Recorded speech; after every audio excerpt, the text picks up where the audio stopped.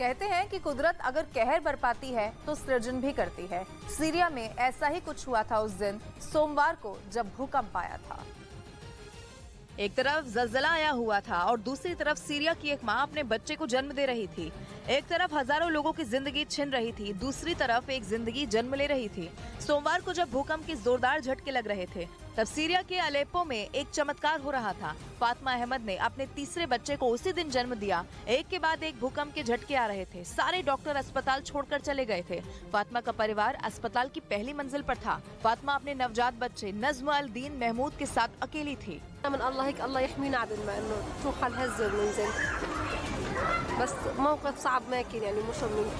भूकंप के बीच में जब चारों तरफ मौत पसरी हुई थी, इमारतें गिर रही थी, इस मां को कुछ ईरानी मददगारों का साथ मिला और वो अस्पताल पहुंची जहां उसने अपने बच्चे को जन्म दिया। ब्रेकिंग न्यूज तुर्की में आए भूकंप पर। भूकंप को पश्चिमी देशों की साजिश बताकर तुर्की ने पूरी दुनिया में खलबली मचा दी है। मतलब तुर्की का दावा यह है कि जिस भूकंप ने वहां 19,000 से ज्यादा लोगों की जान ले ली वो कुदरती नहीं है बल्कि एक सोची समझी साजिश के तहत पश्चिमी देशों ने उसे अंजाम दिया। यानी तकनीक की मदद से तुर्की को इतने झटके दिए गए कि उसके कई इलाके कब्र बन गए। और तबाही के ऐसे ही हालात के बीच तुर्की का यह दावा बेहद चौंकाने वाला है, क्योंकि तुर्की के मुताबिक भूकंप के लिए अमेरिका का हार्प यानी high frequency active auroral research program जिम्मेदार है। और इसी प्रोग्राम की मदद से तुर्की में भूकंप पैदा किया गया। तुर्की की राजधानी अंकारा के मेयर ने यह बड़ा दावा करते हुए एक के बाद एक कई ट्वीट किए, जिनमें उन्होंने ये आरोप लगाया कि तुर्की को निशाना बनाया गया और उसके पास के समंदर में ऐसी तरंगे पैदा की गईं जिससे तुर्की में भीषण भूकंप आ गया। बताया गया कि तुर्की में भूकंप आने से पहले आसमान में तेज बिजली कड़कती दिखाई दी थी। इसके साथ ही तुर्की के पास के समंदर में 2 अमेरिकी जहाज भी देखे गए थे।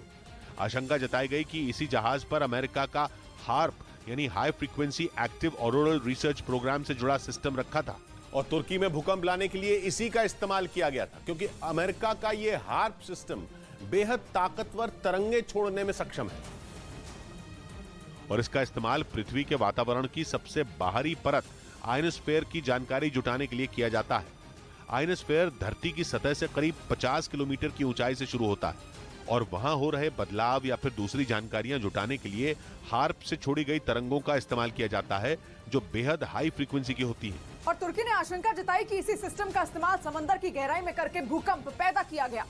तुर्की ने अपने आरोप को साबित करने के लिए दलील भी दी।